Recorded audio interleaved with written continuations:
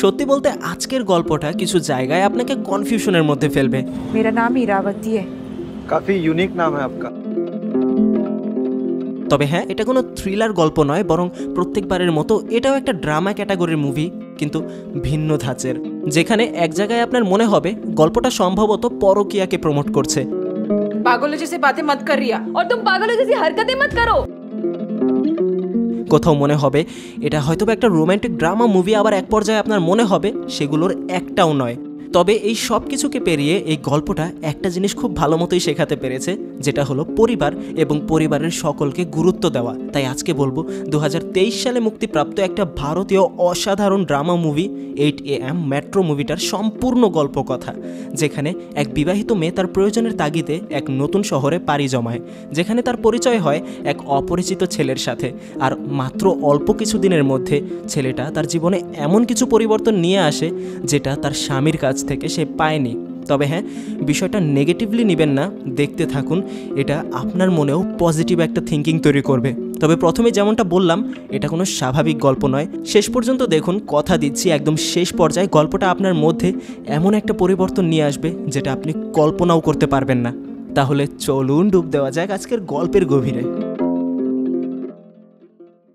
গল্পের শুরুর দিকেই আমরা ইরাবতী নামের একটা মেয়েকে দেখতে পাই।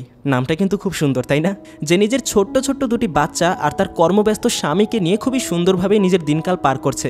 প্রতিদিন তার একটাই রুটিন, শুধুমাত্র ঘরের কাজ করা।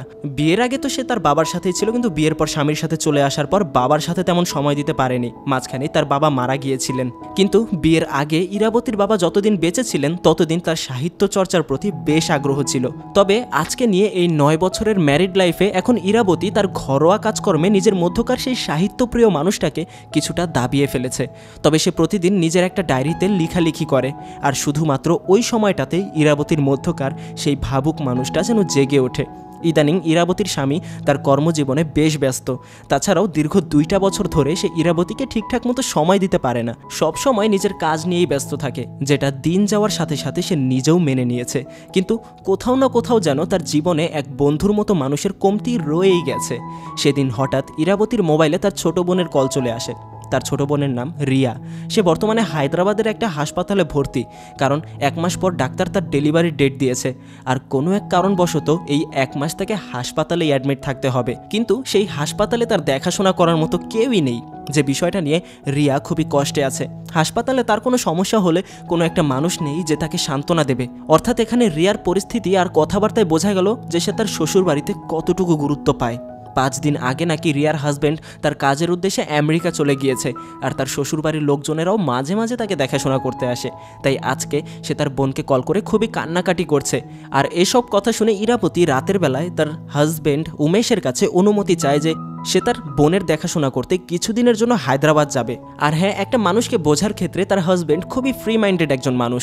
সে সবসময় কাজে ব্যস্ত থাকে ঠিক আছে, কিন্তু ইরাবতীকে সে কখনো কোনো কাজের জন্য নিষেধ করে না। তবে এখন নাকি তার কাজের ব্যস্ততা অনেক বেশি, তাই ইরাবতীকে একাই হাসপাতালে যেতে হবে। যা শুনে ইরা বারবার তাকে রিকোয়েস্ট করে, আমি সেখানে একা যেতে পারবো না, তুমি তো জানো ট্রেন জার্নি করতে আমার খুব ভয় লাগে। কিন্তু সেখানে সে জানিয়ে দেয়, যাই হয়ে যাক, আপাতত আমার সময় নেই, ইরাবতীকে নাকি একাই যেতে হবে। আর হ্যাঁ, এই বিষয়টা মনে রাখবেন, কারণ এই ট্রেন জার্নি অথবা মেট্রো জার্নি এই গল্পের একটা গুরুত্বপূর্ণ বিষয়।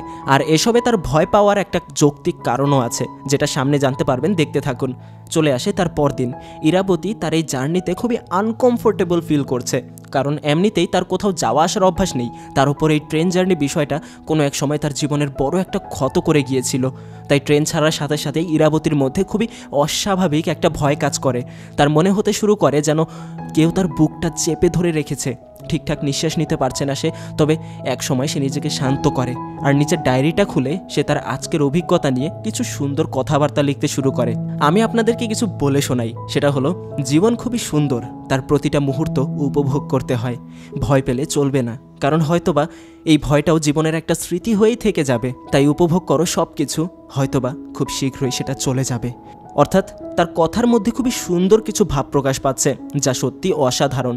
এরপর সে একটা অটো ভাড়া করে, কিন্তু অটোতেও তাকে বেশ নার্ভাস দেখাচ্ছিল। তারপর সে সোজা পৌঁছে যায় তার বোনের হসপিটালে। ইরাবতী গতকাল তার বোনের কল পাওয়ার সাথে সাথেই তার বড় খালাকে সেখানে তার দেখাশোনা করতে পাঠিয়ে দিয়েছিল। আর ইরাবতী আসার সাথে সাথেই রিয়া খুবই খুশি হয়। সে তার সাথে করে তার মায়ের একটা শাড়ি নিয়ে এসেছে। তাদের বাবা তো প্রায় 7 বছর আগেই মারা গিয়েছিলেন, আর তাদের মা মারা গিয়েছে আজ থেকে কিছু মাস আগে। তাই মায়ের কথা ভেবে দুজনে বেশ ইমোশনাল হয়। এখানে ডাক্তারের সাথে ইরাবতী তার বোনের পরিস্থিতি নিয়ে কথাবার্তা বলে, কিন্তু এখানে আপাতত তার থাকার ব্যবস্থা হবে না। তাই ইরা তার খালার বাড়িতে যাওয়ার সিদ্ধান্ত নেয়। তখন তার বোন তাকে মেট্রোতে যাওয়ার সাজেস্ট করে, কারণ সেখানে অটোতে তার প্রতিদিন 500 টাকা করে ভাড়া লাগবে, যেখানে মেট্রোতে সে মাত্র 50 টাকা দিয়েই যেতে পারবে। আর যেহেতু তার প্রতিদিন এখানে আসা যাওয়া করতেই হবে, তাই অটোর থেকে মেট্রোই ভালো। তবে এটাও মাথায় রাখতে হবে যে ইরাবতী ট্রেন এবং মেট্রো জাতীয় বিষয়গুলোতে খুব ভয় পায়। তাই খরচের কথা চিন্তা করে হলেও সে মেট্রোতে যাওয়ার সিদ্ধান্ত নিলেও প্রত্যেকটা বিষয়ে সে নার্ভাস ফিল করতে শুরু করে। আর যখন সে প্ল্যাটফর্মে দাঁড়িয়েছিল ওই সময়টাতে সে নিজেকে আর সামলে রাখতে পারে না। তার হৃদস্পন্দন বাড়তে শুরু করে, আর মাথা থেকে পা অবধি অস্বাভাবিকভাবে ঘাম ঝরতে শুরু করে তার। আর নিজেকে সামলাতে না পেরে সে যখন পড়ে যেতে ধরে, তখন তার পাশে থাকা একটা ছেলে তাকে সাহায্য করে। ইরাবতী সেখানে সিটে গিয়ে বসে, আর ছেলেটা তাকে তার পানির বোতল দেয়। কিন্তু কেন ট্রেন এবং মেট্রোতে তার এত ভয়? সেই প্রশ্নের উত্তর খুঁজতে হলে আমাদেরকে ইরাবতীর ছোটবেলায় যেতে হবে। একবার ইরা তার বাবার সাথে বাড়ি ফিরছিল। হ্যাঁ, ওই সময়টাতেও তার যাত্রাটা ছিল ট্রেনে, কিন্তু একসময় ইরার বাবা সিগারেট কেনার জন্য তাকে ওখানে অপেক্ষা করতে বলে ট্রেন থেকে নেমে দোকানে আসে, আর তার সাথে সাথেই ট্রেনটা ছেড়ে দেয়। ইরা তখন ভেতরে ভেতরে খুব ভয় পাচ্ছিল তার বাবা কেন আসছে না, যার কারণে একসময় তার আশেপাশে থাকা মানুষগুলো তাকে সেই নানান কথা জিজ্ঞাসা করতে শুরু করে, যার কারণে ভয় পেয়ে সে ওই সিট ছেড়ে সামনের দিকে এগোতে শুরু করে। আর সেই সময়টাতে তার সাথে এক বিচ্ছিরি ঘটনা ঘটে যায়। সেই ছোট্ট বয়সী ইরা ওই ট্রেনের ওয়াশরুমে এক ছেলের হাতে অ্যাবিউজড হয়েছিল, যেটা ওই সময়টাতে তার মনের মধ্যে এক মানসিক রোগের তৈরি করে, যার কারণে প্রত্যেকবার ট্রেন নামক বিষয়টা অজান্তেই এখনও পর্যন্ত তার ভেতরে এমন একটা প্যানিক তৈরি করে, যেটা সে নিজেও কোনোভাবে কন্ট্রোল করতে পারে না। আর বর্তমান সময়ে এমন পরিস্থিতি দেখে তার পাশে থাকা ছেলেটাও খুব অবাক হয়। ছেলেটার নাম প্রীতম। ট্রেনের মধ্যেও সে খেয়াল করে এই অচেনা মেয়েটা খুবই অস্বাভাবিক আচরণ করছে, যেন কিছু একটাতে সে অনেক ভয় পেয়ে আছে। যাই হোক, সেদিন ইরা তার খালার বাড়িতে এসে পৌঁছায়। রাতের বেলা সে তার হাজব্যান্ড উমেশকে আজকের সকল ঘটনা শেয়ার করার জন্য কল করে, কিন্তু কল দেওয়ার পর উমেশ শুধুমাত্র তার ব্যস্ততাই দেখায়। আর ইরাবতী যে আজকে কেমন এক পরিস্থিতি দিয়ে গিয়েছে সেটার প্রতি উমেশের কোনো গুরুত্বই নেই, সে শুধু তার কাজ নিয়ে ব্যস্ত। তাই শেষে ইরা বাচ্চাদের সাথে কথা বলেই ফোনটা কেটে দেয়। অপরদিকে আমরা প্রীতম নামের সেই ছেলেটাকে দেখতে পাই। তার সম্পর্কে বলতে গেলে সে খুবই সাহিত্যপ্রিয় একজন মানুষ। তার ঘরের আনাচে কানাচে বই দিয়ে ভর্তি।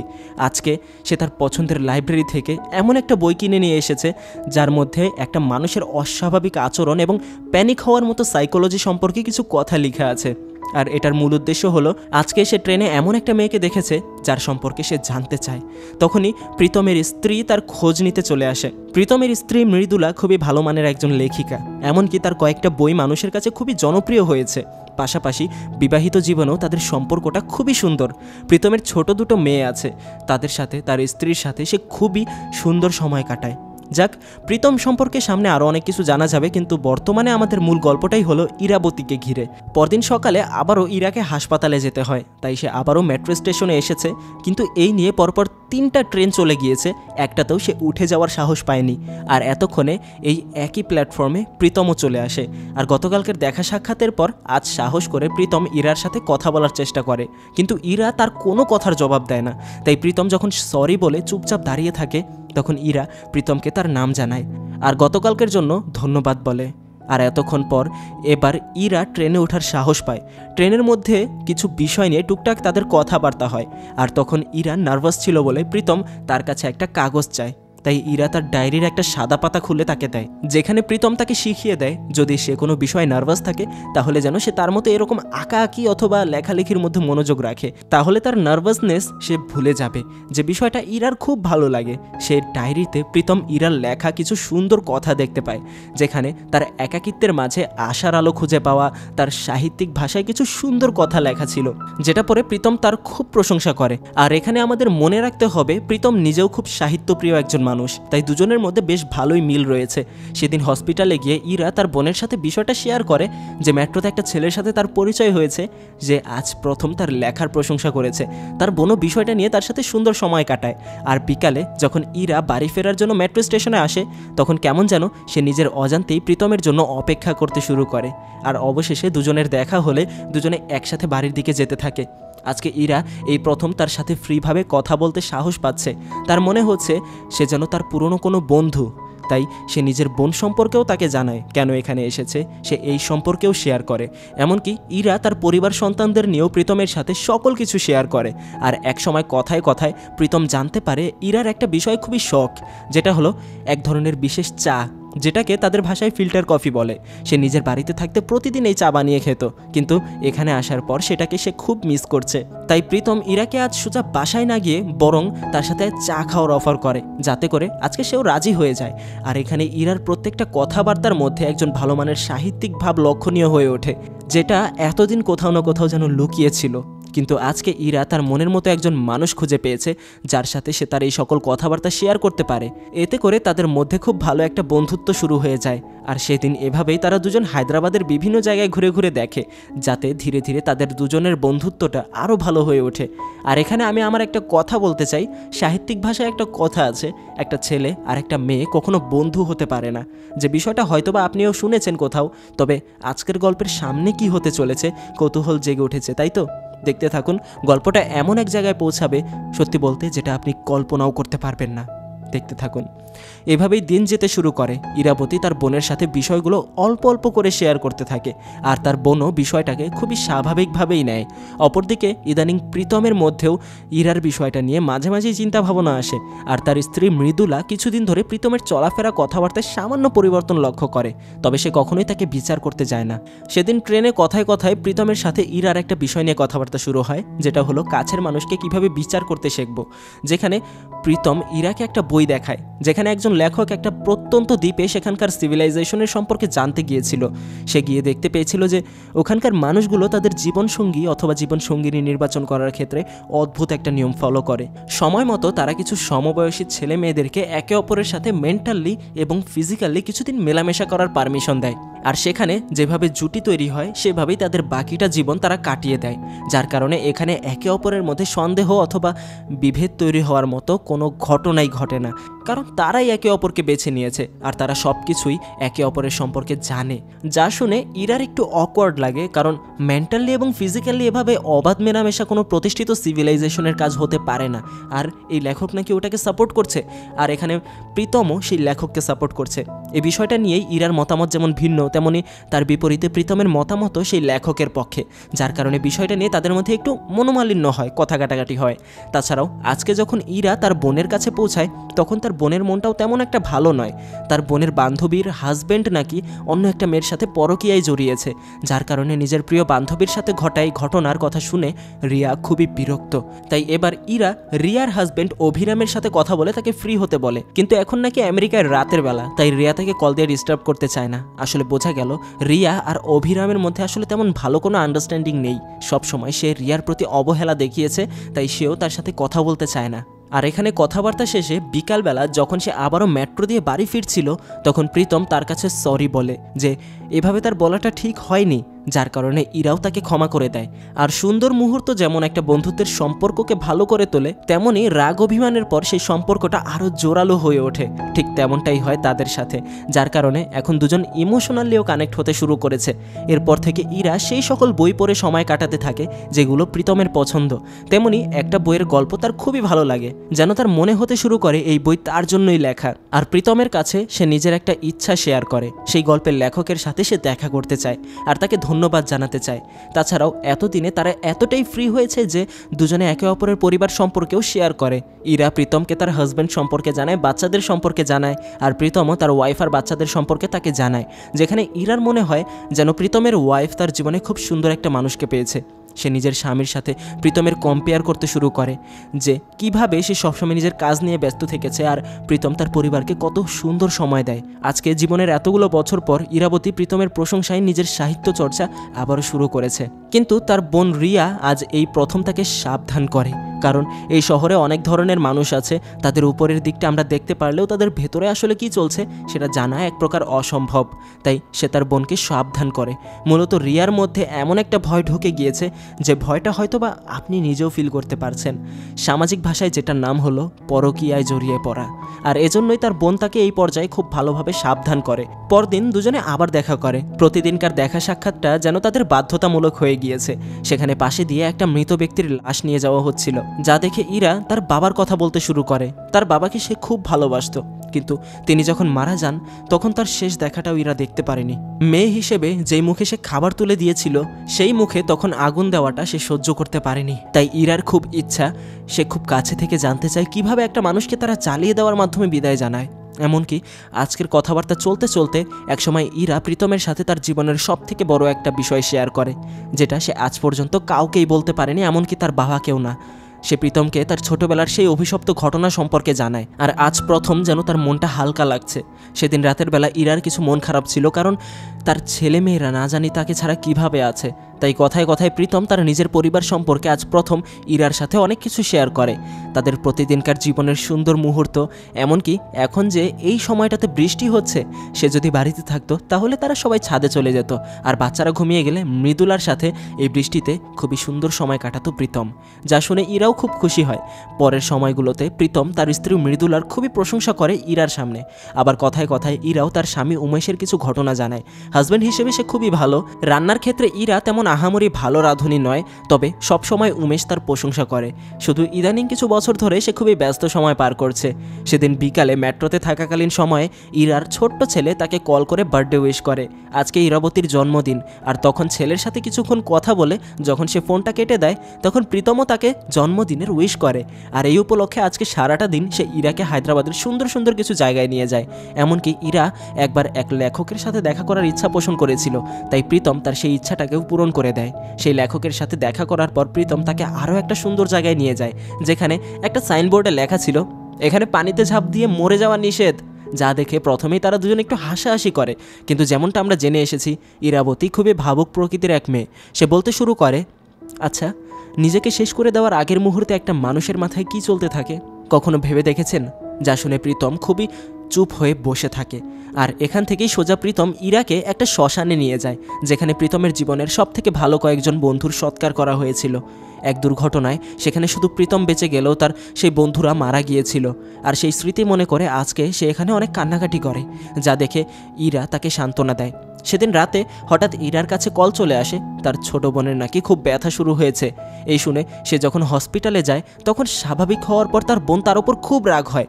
একে তো এখানে সে এসেছে তার বোনের দেখাশোনা করতে, কিন্তু তা না করে ইরা কোনো এক অপরিচিত মানুষের সাথে সারাটা দিন ঘুরে বেড়ায়। তার বোন তাকে তিক্ত ভাষায় কয়েকটা কথা শুনিয়ে দেয়, যার কারণে ইরা তাকে রাগ দেখিয়ে অভিমান করে ওখান থেকে চলে যায়। কিন্তু বাসায় গিয়ে সে মনে করতে থাকে প্রীতমের বলা কয়েকটা কথা। কোনো বইয়ের যদি 2টা লাইন ভালো না লাগে তাহলে সেজন্য পুরো বইটা যে খারাপ তা কিন্তু নয়। আর এই ভাবতে ভাবতেই তার মোবাইলে উমেশের কল চলে আসে। হ্যাঁ, তার হাজব্যান্ড উমেশ আজ এতদিন পর তাকে কল করলো। উমেশ তার হাল হাকিকত জিজ্ঞাসা করে, আর ইরার কথা শুনে উমেশ বুঝতে পারে যে হয়তোবা সে একটু আগেই কান্নাকাটি করেছে। সে জিজ্ঞাসা করে, কি হয়েছে বলো আমায়, কোনো সমস্যা?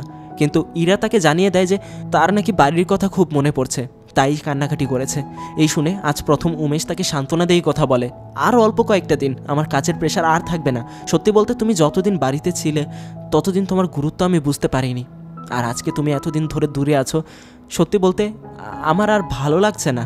অনেক মিস করছি তোমাকে, অনেক মিস করতে শুরু করেছি। সত্যি বলতে আমি কখনো অবহেলা করিনি তোমাকে, ক্ষমা করে দিও আমাকে। আর এমনই আরও সুন্দর কিছু কথাবার্তা হয় তাদের মধ্যে। তারপর দিন ইরা যখন হসপিটালে তার বোনের সাথে দেখা করতে যায় তখন তার বোন তাকে জড়িয়ে ধরে কাঁদতে শুরু করে। আর এখানে তার কান্না দেখেই ইরা বুঝে যায় যে হয়তোবা তার জীবনে অস্বাভাবিক কিছু ঘটে গিয়েছে, যেটা সে এখনও তাকে শেয়ার করেনি। আজকে রিয়া তাকে সব কিছু খুলে বলে, যেখানে সে জানতে পারে রিয়ার হাজব্যান্ড অভিরাম আসলে আমেরিকা যায়নি, বরং রিয়া নিজেই তাকে তার সামনে আসতে নিষেধ করেছে। যেদিন প্রথম রিয়া তার বোনকে কল করেছিল তার 2 দিন আগেই নাকি সে জানতে পেরেছিল যে অভিরামের সাথে অন্য একটা মেয়ের অ্যাফেয়ার চলছে। সে কিভাবে এমন একটা কাজ করতে পারলো সেজন্য রিয়া তার সাথে সিরিয়াস ঝগড়া করেছে, আর অভিরামকে এখানে আসতে নিষেধ করে দিয়েছে। আর এইসব শুনে ইরা খুবই অবাক হয়। আর যখন সে বাড়ি ফিরে যেতে ধরে তখনই সে দেখতে পায় সেখানে অভিরাম রিয়ার সাথে দেখা করার জন্য অপেক্ষা করছে। সে প্রায় সময়তেই এখানে তার সাথে দেখা করতে আসে, কিন্তু রিয়া তাকে অ্যাকসেপ্ট করে না। সে ইরাকে সেই সমস্ত কথা বুঝিয়ে বলে যে আমি ভুল করেছি, রিয়া যদি একবার আমাকে ক্ষমা করে দেয় তাহলে আমি নিজেকে শুধরে নেব, আর কখনো এমন কাজ করব না। তাই ইরা তাকে ভেতরে নিয়ে আসে, কিন্তু রিয়া অভিরামকে দেখে খুবই রেগে ওঠে। তবে ইরা তাকে শান্ত করায় আর তার কথা শুনতে বলে, যেখানে অভিরাম তার কাছে সকল কথা স্বীকার করে আর তার কাছে ক্ষমাও চায়। কিন্তু রিয়া তার সকল সত্য শুনেও তার ওপর রাগ ঠান্ডা করতে পারে না। আর এই অবস্থায় যেখানে কিছুদিন পর তার ডেলিভারি হবে, সেখানে তার এভাবে প্যানিক হওয়াটা ক্ষতিকর একটা বিষয়। তাই সেদিনের মতো অভিরাম সেখান থেকে চলে যায়। তারপর ইরা তাকে সুন্দর মতো বোঝায় নিজের অজান্তে অথবা জেনে শুনে একটা মানুষ ভুল করতেই পারে, কিন্তু অন্ততপক্ষে একটা সুযোগ তাকে দেওয়া উচিত। আর তাকে বোঝানোর পর আজকে কিছুটা সময় গ্যাপ দিয়ে ইরা তাদের সেই পুরনো জায়গায় প্রীতমের সাথে দেখা করে। সেখানে প্রীতমের সাথে সে সব কিছু শেয়ার করে। আর আজকে সে প্রীতমের কাছে একটা আবদার করে, সে তার ওয়াইফ মৃদুলার সাথে দেখা করতে চায়। তাই পরদিন প্রীতম ইরাকে নিয়ে তার বাড়ির দিকে রওনা দেয়। আসলে প্রীতমের প্রিয় কুকুরটা নাকি সকাল থেকে খুবই অসুস্থ, তাই বাড়ির সবাই একটু চিন্তিত আছে। যাই হোক, প্রীতম তাকে নিয়ে বাড়ি পৌঁছে দেখতে পায় সেখানে তালা দেওয়া, আর ভেতরে ঢোকার পর সেখানে ইরা একটা চিঠি পায় যেখানে লেখা তাদের সেই কুকুরটা নাকি হঠাৎ বমি করতে শুরু করেছিল, তাই তাকে নিয়ে সবাই হসপিটালে গিয়েছে। অর্থাৎ মৃদুলার সাথে আজকে তার দেখা হলো না, কিন্তু দেওয়ালে টাঙানো একটা ছবিতে তার পরিবারকে দেখে ইরা মৃদুলার খুব প্রশংসা করে। আসলে প্রীতম ছোটবেলা থেকেই অনাথ হিসেবে একটা অনাথ আশ্রমে বড় হয়েছে। তার বাবার কোনো ভাই ছিল না, তাই ছোটবেলায় তার বাবা মা মারা যাওয়ার পর আত্মীয় স্বজনেরা তাকে একটা অনাথ আশ্রমে দিয়ে এসেছিল। সেখান থেকেই পরবর্তীতে মৃদুলার সাথে তার প্রেমের সম্পর্ক হয়, আর দুজনের জীবন খুব সুন্দরভাবে কাটতে শুরু করে। আর এভাবেই টুকটাক কথা বলতে বলতে একসময় ইরা পা পিছলে প্রীতমের ওপর পড়ে যায়, যেখানে তারা দুজনেই প্রথম এতটা কাছাকাছি আসলো। কিন্তু এতে করে বিষয়টা যেন বিগড়ে না যায়, সেজন্য ইরা তার সাথে সাথেই ওখান থেকে চলে যায়। আর হসপিটালে এসে দেখতে পায় সেখানে উমেশ তার সাথে দেখা করতে এসেছে। আর হঠাৎ নিজের হাজবেন্ডকে দেখে এমন একটা পরিস্থিতি থেকে ফিরে এসে ইরা যেন নার্ভাস হয়ে পড়ে। উমেশ সেখানে খুবই স্বাভাবিকভাবে কথা বলছে, তাদের জন্য সে হায়দ্রাবাদের সব থেকে ভালো মিষ্টি নিয়ে এসেছে। আর সেখানে কথাবার্তা বলার পর উমেশ ইরাকে নিয়ে একটা জায়গায় চা খেতে যায়। আর হ্যাঁ, এটা সেই জায়গায় যেখানে ইরা প্রত্যেকবার প্রীতমের সাথে চা খেতে আসতো, অর্থাৎ এটা তার জন্য পুরনো জায়গা। সেখানে আজকে উমেশ তার সাথে খুব সুন্দর কিছু কথাবার্তা বলে। এই কয়দিন সে তাকে খুব মিস করেছে, আর যদি সে পারতো তাহলে এখানে তার সাথেই থেকে যেত। কিন্তু বাচ্চারা তো বাড়িতে একা, তাই সে তাকে তার জন্মদিনের একটা গিফট দিয়ে বাড়িতে চলে যায়। আর এই বিষয়টা ইরার জন্য তার মনে একটা আলাদা চিন্তা ভাবনা তৈরি করে। তার মনে হতে শুরু করে প্রীতমের সাথে তার সম্পর্কটা যেন এক বিশ্বাসঘাতকতায় পরিণত হচ্ছে। আর অপরদিকে রিয়ার হাজবেন্ড প্রতিদিন তার সাথে দেখা করতে আসে, তার কাছে ক্ষমা চায়, কিন্তু রিয়া তাকে ক্ষমা করে না। তবে আজকে রিয়া তার মন বদলে নেয়, তাকে সে ভেতরে আসতে বলে। অবশেষে রিয়ার একটা মেয়ে হয়, আর নিজের মেয়েকে দেখে রিয়ার হাজবেন্ড যেন সম্পূর্ণরূপে বদলে যায়, যেটা রিয়াকেও ভাবিয়ে তোলে। আর তার মাঝখানে অনেকগুলো দিন ইরা প্রীতমের সাথে দেখা করতে যায়নি, কারণ যে ভয়টা আপনার আমার মনে ছিল সেটা তার মনের ভেতরেও জেগে উঠেছে। তাই সেদিন সেই একই মেট্রোতে দুজন একে অপরের সাথে দেখা করে। আর সেখানে প্রীতম তাকে কিছু না বললেও ইরা তাকে তার অনুভূতি সম্পর্কে জানায়। বলে, 3 দিন পর আমি এখান থেকে চলে যাব। ভেবেছিলাম আমার জীবনে আমি খুব সুন্দর একটা বন্ধু পেয়েছি। একদিক থেকে সেটা সত্য, কিন্তু আমার অনুভূতি আমাকে বলছে এখান থেকে চলে যাওয়ার পর আমাদের মধ্যে যোগাযোগ রাখাটা উচিত হবে না। তাই এখন থেকে আপনার অনুপস্থিতিকে আমি অভ্যাস করে নিচ্ছি। যেখানে প্রীতম কিছুই বলে না। তারপর দিন শেষবারের মতো দুজন একে অপরের সাথে ওই মেট্রোতে দেখা করে। প্রীতম ইরার ছেলে মেয়েদের জন্য কিছু খেলনা কিনে এনেছে। আর অবশেষে দুজনে চুপচাপ সেই মেট্রো থেকে এক নিস্তব্ধতার মধ্য দিয়ে বিদায় নেয়। সেদিন ইরা তার বোনের সাথে কথা বলতে যায়, আর সেখানে রিয়া তার কথায় বুঝতে পারে যে এই কয়দিনে সে ভালোই অভিজ্ঞ হয়েছে। তার কথাবার্তায় আলাদা একটা সাহস পরিলক্ষিত হয়। সে এখন মেট্রো অথবা মানুষের সাথে কথাবার্তায় ভয় পায় না, বরং গত অনেকটা সময় ধরে যে কোনো বিষয়ে তার কোনো প্যানিক অ্যাটাকও হয় না। কিন্তু এখানে কথাবার্তায় ইরা এমন কিছু ফিল করে যার কারণে তার মনে হয় সব কিছু এভাবে শেষ করে দেওয়া উচিত নয়। নিজেকে দুর্বল ভাবলে হবে না, সে সত্যিই তার জীবনের এক ভালো বন্ধু পেয়েছে। এই ভেবে সে ওখান থেকে সোজা প্রীতমের বাড়িতে চলে যায়। কিন্তু সেখানে একটা অবাক করা বিষয় ঘটে। ইরাবতী দেখতে পায় প্রীতমের ঘরে তালা লাগানো। এই বিষয়টাতে সে খুবই অবাক হয়, কারণ হয়তোবা সেদিন প্রীতমের স্ত্রী মৃদুলা ঘরে ছিল না, কিন্তু তাই বলে আজকেও থাকবে না। ইরাবতী খুব ধীরে সুস্থে সেই ঘরের একটা জানালা দিয়ে ভেতরে উকি দেয়, আর সেখানে যা দেখতে পায় সেটা তার কল্পনাতেও সে ভাবতে পারেনি। সেদিন প্রথম যখন ইরাবতী প্রীতমের পরিবারের ছবি দেখেছিল সেটা স্বাভাবিক ছিল, কিন্তু এখন সেখানে একটা মালা পরানো। আর এই ঘটনায় তার ভেতরে সব কিছু স্পষ্ট হয়ে যায় যে সেদিন প্রীতম তার সাথে শুধু নাটক করেছিল। শুধু সেদিন নয়, একদম শুরু থেকেই সে নিজের পরিবার সম্পর্কে যা কিছু বলেছিল সেই সব কিছুই তার সাজানো একটা নাটক ছিল। সে ইরাবতীকে কিছু জানতে দিতে চায়নি যে তার যেই পরিবার সম্পর্কে সে বলেছে সেই পরিবার বর্তমানে শুধুমাত্রই এক অতীত হয়ে রয়ে গিয়েছে। একদম শুরু থেকেই, ঘটনার একদম শুরু থেকে আমরা প্রীতমকে যেরকম দেখে এসেছি, যেখানে সে তার পরিবারকে নিয়ে খুবই খুশি, যেখানে সে তার 2 মেয়ে এবং স্ত্রীকে নিয়ে খুবই সুন্দর সময় পার করছে, খুবই সুন্দর কিছু মুহূর্ত পার করছে, এমনকি যা কিছু সে বলেছে বা আমরা তার বর্তমানে দেখতে পেয়েছিলাম সেই সব কিছুই ছিল প্রীতমের কল্পনা। আর এই ভাবতে ভাবতেই যখন ইরাবতী পেছনে ঘুরে তাকায়, তখন সেখানে প্রীতম দাঁড়িয়ে। তার কথাবার্তা সম্পূর্ণ পরিবর্তন হয়ে গিয়েছে। তার একটাই কথা, আবার কেন ফিরে আসলে তুমি? বলেই তো দিয়েছিলে এখন থেকে আমাদের মধ্যে যোগাযোগ পর্যন্ত বন্ধ, তাহলে কেন ফিরে আসলে?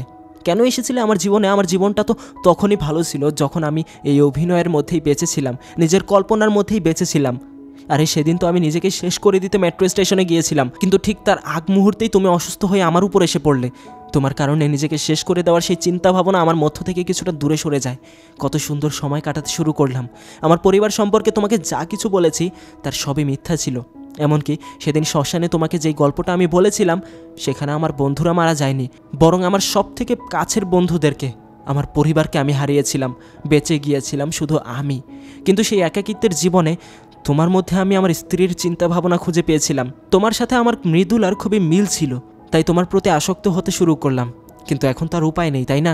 উপায় কখনোই ছিল না, তাই আমাকে আমার মতোই থাকতে দাও। আমার জীবনে এসে তুমি আমার জীবনটাকে আরও কঠিন করে তুলেছ। চলে যাও এখান থেকে। এই শুনে ইরাবতী তেমন কিছুই বলতে পারে না, শুধু কাঁদতে কাঁদতে তাকে একটা কথাই বলে, আমাকে শেষবারের মতো একটা কথা দেবে? কখনো হাল ছেড়ে দেবে না, কখনো নিজেকে শেষ করে দেওয়ার চিন্তা ভাবনা করবে না। মনে রাখবে একটা মানুষ আছে যে সব সময় তোমাকে মনে রাখবে। এই বলে সে কাঁদতে কাঁদতে ওখান থেকে চলে যায়, যে বিষয়টা একদম শেষের দিকে এসে সত্যিই এক অপারগ মুহূর্ত তৈরি করে, যেটার ব্যাখ্যা আপনি আমি কেন, হয়তোবা তারা নিজেরাও দিতে পারবে না। তার যাওয়ার পর প্রীতম আবারও একদম একা হয়ে পড়ে। তার স্ত্রী, তার পরিবারের সব কিছু তাকে কুরে কুরে খেতে শুরু করে, কারণ যখন তারা বেঁচে ছিল তখন সে ভালো হাজব্যান্ড অথবা ভালো বাবা হতে পারেনি, কখনোই সে নিজের পরিবারের গুরুত্ব দিতে পারেনি। কিন্তু সত্যি বলতে, যখন সে তাদেরকে নিজের জীবন থেকে হারিয়ে ফেলেছে, সেদিন সে তাদের আসল অভাব অনুভব করেছে, যে অভাব যেন তাকে আজকে আবারও গভীরভাবে অনুভব করাচ্ছে। কোনো কিছুতেই তার মন বসে না, তার মনে আবারও নিজেকে শেষ করে দেওয়ার চিন্তাভাবনা আসে। কিন্তু ইরাবতী তাকে একটা রিকোয়েস্ট করেছিল, সেটা সে রাখে। আবার অপরদিকে ইরাবতী নিজের হোম টাউনে ফিরে আসে। প্রথম কদিন প্রীতমের বিষয়গুলো তাকে খুব কষ্ট দিয়েছে, কিন্তু প্রীতমের তৈরি করা অভ্যাসগুলো তার মধ্যে এখনও রয়ে যায়, আর সেগুলো সে সযত্নে লালন পালন করতে শুরু করে। এমনকি যেই সাহিত্যিক মানুষটা তার মধ্যে তখন পর্যন্ত লুকিয়েছিল, এখন জীবনের এমন এক অদ্ভুত অভিজ্ঞতায় সেটা তার মধ্যে পরিপূর্ণভাবে ফুটে ওঠে। লেখালেখিতে সে নিজের মনোনিবেশ করে। এমনকি তার হাজব্যান্ড উমেশ এখন অনেকটাই পরিবর্তন হয়ে গিয়েছে। ওই কয়দিনের অনুপস্থিতিতে সে ইরার অভাব অনুভব করেছে, যেমনটা অনুভব করছে প্রীতম। যেখানে প্রীতমের কোনো উপায় নেই, কিন্তু উমেশের সবকিছু পরিবর্তন করার সময় এখনও আছে, যেটা সে করছে। এখন সে শুধুমাত্র নিজের কাজ নিয়ে ব্যস্ত থাকে না, বরং তার পরিবারের সকল কিছুর দেখাশোনা করে। ইরাকে এখন সব থেকে বেশি সেই সময় দেয়, এমনকি তাকে সব কিছুতে সে খুশি রাখার চেষ্টা করে। এভাবেই প্রায় মাসখানেক সময় পার হয়ে যায়। ইরাবতী তার বোনের পরিবারের সাথে দেখা করার জন্য হায়দ্রাবাদে আসে। সেখানে সব কিছু শেষে সে সিদ্ধান্ত নেয় যে সে তার হাজব্যান্ড উমেশকে সব কিছু খুলে বলবে। তবে এখানে উমেশ তাকে জানিয়ে দেয় যে আমি সব কিছুই জানি, তবে তোমার চিন্তা করার দরকার নেই, কারণ তোমার প্রতি আমার ভরসা আছে, তুমি যা করবে ঠিকই করবে। আর এখানে নিজের হাজব্যান্ডের মুখে এমন কথা শুনে ইরাবতী ভিতর থেকেও খুবই হ্যাপি অনুভব করে। তাই সে উমেশের কাছে অনুমতি নিয়ে প্রীতমের সাথে দেখা করতে সেই মেট্রোতে চলে যায়। কিন্তু সেখানে ঘন্টার পর ঘন্টা অপেক্ষা করলেও প্রীতম সেখানে আসে না। তাই সে প্রীতমের সেই পছন্দের লাইব্রেরিতে যায়, যেখানে সে প্রায়শই বই কিনতে যেত। কিন্তু সেখানে যাওয়ার পরেও সে জানতে পারে প্রীতম নাকি গত 1 মাস ধরে এখানে আসে না। কেউ জানে না সে কোথায় গেছে। তাই এবার ইরাবতী সোজা তার বাড়িতে গিয়ে পৌঁছায়, আর ওখানে গিয়ে জানতে পারে প্রীতম তার বাড়ি বিক্রি করে দিয়ে কোথায় যেন চলে গিয়েছে। তার ঠিকানা কেউ বলতে পারে না। আর এখান থেকেই ধীরে ধীরে পাওয়া সকল অভিজ্ঞতা, সকল কিছুর মধ্যে, সকল অনুভূতির এই অদ্ভুত বিশ্বাসের মধ্যে ইরাবতীর ভেতরে এক এমন ভাবনা তৈরি হয় যা তাকে লিখতে বাধ্য করে। এরপর থেকে সবসময় সে নিজের অনুভূতিগুলো একত্রে একটা জায়গায় লিখতে শুরু করে। তারপর প্রায় 9টা মাস পার হয়ে যায়। এতগুলো দিন পার হওয়ার পর এই প্রথম প্রীতমকে আমরা দেখি। সে তার পুরনো সেই লাইব্রেরিতে বই কিনতে এসেছে। সেখানকার লাইব্রেরিয়ানও তাকে দেখে খুবই অবাক হয়, আর কথায় কথায় সে প্রীতমকে একটা বই সাজেস্ট করে। বইটা নাকি গত 1.5 মাস ধরে খুবই জনপ্রিয়তা পেয়েছে, যার নাম হলো 8 AM মেট্রো। আর এই বইটা দেখে প্রীতমের বুঝতে বাকি থাকে না যে এটা ইরাবতীর লেখা বই। তাই সাথে সাথে সে ইরাবতীর সেই বইটা কিনে নেয় আর দিনরাত যেখানে সেখানে সে এই বইটা পড়তে শুরু করে, যেখানে ইরাবতী শুধুমাত্র মনের আশা এবং ভরসাটাকে বেশি প্রাধান্য দিয়েছে। তার বইয়ের একটা লাইন বলি তাহলে বুঝতে পারবেন। যখন একটা ছোট্ট মেয়ের একটা পুতুল হারিয়ে যায় তখন তাকে আশা দেওয়া যায় যে করেই হোক তাকে খুঁজে বের করবই, কিন্তু যখন সেটাকে খুঁজে পাওয়া না যায় তখন তাকে এই আশা দেওয়া যায় দেখো একদিন অবশ্যই সে তোমার কাছে ফিরে আসবে। আর তারপর যদি তাও না হয় তাহলে অবশেষে একটা চিঠি ধরিয়ে দিয়ে বলবে তোমার পুতুল তোমাকে এই চিঠি পাঠিয়েছে, বলেছে সে খুবই ভালো আছে আর নিজের নতুন পরিবারের সাথে খুব ভালোই থাকবে। ছোট্ট মেয়েটা তাতেই মনের ভেতরে স্বস্তি ফিরে পাবে। আর হ্যাঁ, এটাই হলো সেই আশা যেটা একটা মানুষকে বাঁচিয়ে রাখে। আর প্রীতম যখন এই বইটা সম্পূর্ণ পড়ে ফেলে তখন সে বুঝতে পারে যে এই বইয়ের সকল কথা ইরাবতী শুধুমাত্র তার জন্যই লিখেছে। আর আজকে এটাই যেন তার দ্বিতীয়বার বাঁচার একটা আশা জাগিয়ে তোলে। সে নিজের অতীতকে আঁকড়ে ধরে না রেখে তাকে নিয়েই বাঁচতে শিখে। আর এখানেই গল্পটা শেষ হয়ে গেল। হ্যাঁ, তাহলে এবার চলুন একটু মুভিটার গল্প সম্পর্কে কথাবার্তা বলা যাক। সত্যি বলতে গল্পটা যখন মাঝ পর্যায়ে ছিল, যখন মনে হচ্ছিল যে এই গল্পটা হয়তোবা একটা পরকীয়ার গল্প হতে চলেছে আর হয়তোবা এই মুভির কোনো সুন্দর এন্ডিং পসিবলই নয়, তখন আমি ওই সময়টাতে একটা সিদ্ধান্ত নিয়েছিলাম যে এই গল্পটা আমি বাদ দিয়ে দেবো, দরকার নেই এমন কোনো মুভি এক্সপ্লেন করার। কিন্তু যে বিষয়টা আমাকে আটকে রেখেছিল সেটা হলো গল্পের প্রেজেন্টেশন। একদম শেষে গল্পের এন্ডিংটা যে আমি দেখেছিলাম তখন সত্যি বলতে আমি নিজেও খুবই অবাক হয়ে যাই। আর এজন্য শুরুতেই বলেছিলাম যে এটা কোনো স্বাভাবিক গল্প নয়, সম্পূর্ণ ব্যতিক্রম ধাঁচের একটা সিনেমা। আর এমন সিনেমা খুব কমই হয়। আমি জানি না যে এখন পর্যন্ত যারা আছেন তাদের মধ্যে কয়জন এই গল্পটা ফিল করতে পেরেছেন, কিন্তু সত্যি বলতে গল্পের এন্ডিংটা এতটা সুন্দর হবে সেটা আমি ভাবতেও পারিনি। আর আপনাদের সাথে আরও একটা বিষয় নিয়ে কথা বলার জন্যই আমি ক্যামেরার সামনে এসেছি, সেটা হলো আমাদের সেকেন্ড যে চ্যানেলটা, যেটার মধ্যে আমরা ইউসুফ জুলেখার এপিসোডগুলো এক্সপ্লেন শুরু করেছিলাম, ওটায় আর ইউসুফ জুলেখার ভিডিও পাবেন না। যদি আপনাদের দেখার ইচ্ছা থাকে তাহলে এখনই কমেন্টে জানান। আমি হয়তোবা অন্য কোনো চ্যানেলে সেটা কন্টিনিউ ভবিষ্যতে করবো, এখন না। আর যেই চ্যানেলটার কথা বলছি অর্থাৎ গল্পের গভীরে 2.0 সার্চ করলে খুঁজে পাবেন। ওইটায় আমি অলরেডি 2টা আলাদা ধাঁচের ভিডিও আপলোড দিয়েছি। হ্যাঁ, সেগুলোতে এখনও ভিউ হয় নাই। আর হ্যাঁ, সেগুলো কিন্তু ফেস ক্যাম ভিডিও। আর এখানে যেমন আমি সিনেমার গল্প এক্সপ্লেন করি, সেখানেও সত্য ঘটনাগুলো আপনাদের সামনে তুলে ধরা হয়। তাই এই যে স্ক্রিনে ভেসে উঠেছে, এই পাশে না এই পাশে, যাক এক পাশে হোক, এই ভিডিওটা ক্লিক করে দেখা শুরু করতে পারেন। আর যত পারেন সাবস্ক্রাইব করে রাখেন, কারণ ওই চ্যানেলে যদি আপনারা আপনাদের ভালোবাসা দেখাতে পারেন তাহলে ভবিষ্যতে একটা এক্সট্রাঅর্ডিনারি কোনো ভিডিও পেতে চলেছেন আপনি। একটা না, অনেকগুলো ভিডিওই পাবেন। তাই এক্ষুনি ক্লিক করে দেখা শুরু করুন আর ওই চ্যানেলটা সাবস্ক্রাইব করুন।